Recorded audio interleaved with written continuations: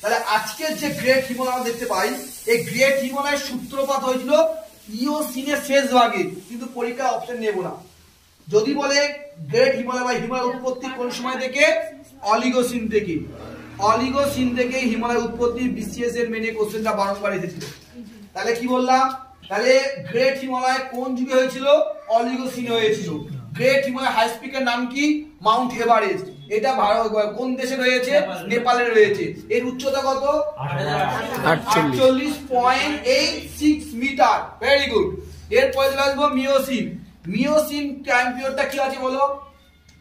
মিওসিনে মানে মিডল হিমালয়, মানে লেজার হিমালয় হয়েছিল।